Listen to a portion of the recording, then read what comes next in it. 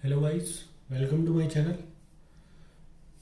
हमने पिछले वीडियो में पढ़ा था मौर्य डायनेस्टी का दो रूलर्स थे, चंद्रगुप्त मौर्य और बिंदुसारा। इस वीडियो में हम बात करेंगे अशोका द ग्रेट की। So our topic is Ashoka the Great. Ashoka the Great ये मौर्य डायनेस्टी के मेन और सबसे मुख्य रूलर और सबसे प्रभावशाली रूलर थे।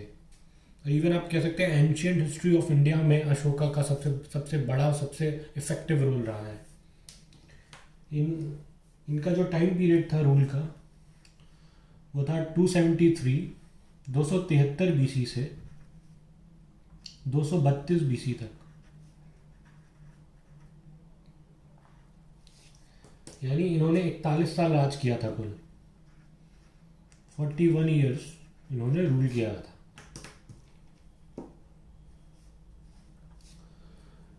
अशोका के बारे में बेसिकली ये कहा जाता है कि इनका जो परिवर्तन हुआ था, इनके पर्सनैलिटी का, इनके व्यक्तित्व का, वो एक धर्म अशोका से लेके चंड अशोका तक।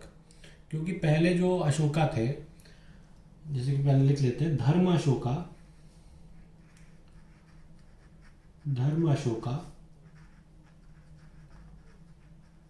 टू चंड अशोका।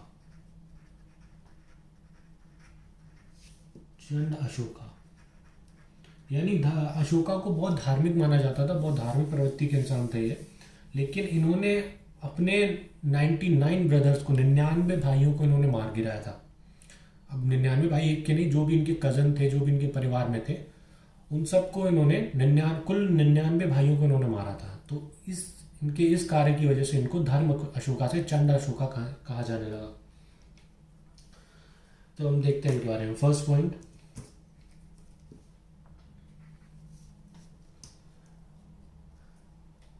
अंडर अशोका सबसे पहले ये कि इन्होंने सीरिया,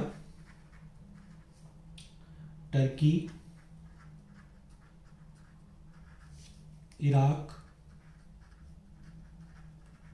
कुछ ग्रीक की कंट्रीज थी, यूरोप की, बेल्जियम, ग्रीक, इन कंट्रीज पर भी इन्होंने कब्जा किया था अपने टाइम पे। सेकेंड इज, दूसरा जो इनके बारे में, under Ashoka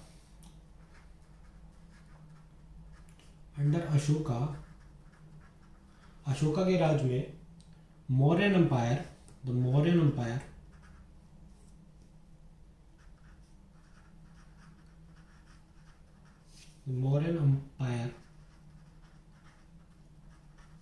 reach its climax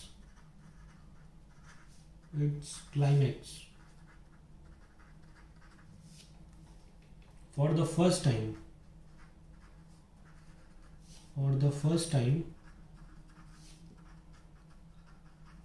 the whole subcontinent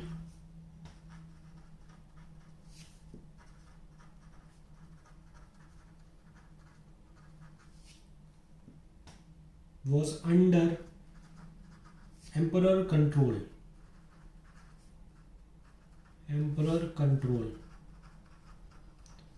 हमने पढ़ा था कि जो अशोका के पहले थे, जो बिंदुसारा, उनका तो ज़्यादा रोल नहीं था।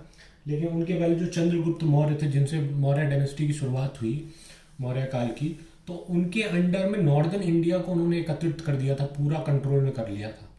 लेकिन अशोका के आने के बाद मौर्यन एम्पायर ने पूरे सब कॉन्टिनेंट, पूरे इराक, ईरान, टर्की, पूरा संपूर्ण भारत, इंक्लूडिंग साउथ इंडिया, दक्षिण भारत को भी मिला के इन्होंने पूरे भारत को कंट्रोल में कर लिया और सबको यूनाइट करके इन्होंने रूल किया। तो ये अशोका की सबसे खास बात थी। इन्हीं के अंडर में सबसे ज़्यादा डेवलप किया मौर्यन एम्पायर। अब इनकी कुछ स्पेशल फाइट, लाइक इनका सबसे ज़्यादा जो फेमस वॉर है, फेमस युद्ध है, वो है कलिंगा वॉर। तो अशोका फॉर्ट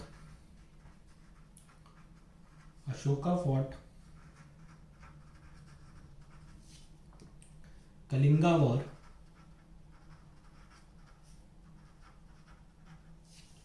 इन 261 BC, 261 BC में इन्होंने कलिंगा वॉर लड़ी थी। कलिंगा वॉर के बारे में ये कहा जाता है कि जो अपोनेंट में थे, जो कलिंगा में जो वॉर हुई, जो अपोनेंट में थे उनका पता नहीं था कि विरोधी कौन थे, दुश्मन कौन थे, किनसे ये लड़ाई युद्ध हुआ था। लेकिन सबसे ज़्यादा जो माना जाता है कि अपोनेंट में was people of Orissa.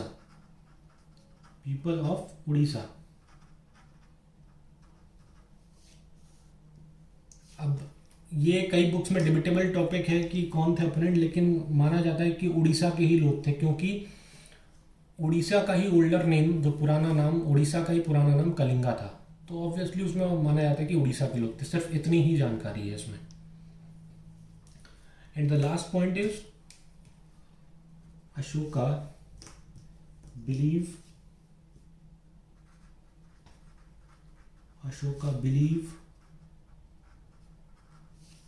on religion of humanity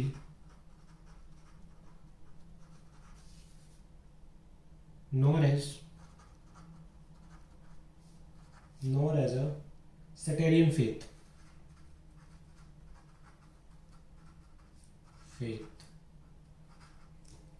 Ashoka के बारे में माना जाता है कि ये मानवता के धर्म पे ये विश्वास रखते थे, ना कि सेटेरियन फेथ पे। सेटेरियन फेथ मतलब जो कम्युनल बिलीव होता है, किसी जाति मत मजहब को लेके जो डिस्क्रिमिनेशन होता है, जो चीज़ें होती है, तो उस पर ये बिलीव नहीं करते थे, यानी सांप्रदायिक नहीं थे। Communal believe.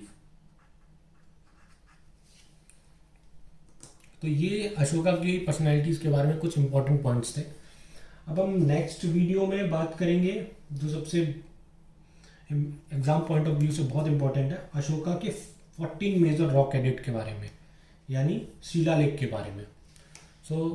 अगर नोट्स के लिए आप, मैं डिस्क्रिप्शन में लिंक दे दूंगा, आप वहाँ से डाउनलोड कर सकते हैं या आप स्क्रीनशॉट भी ले सकते हैं।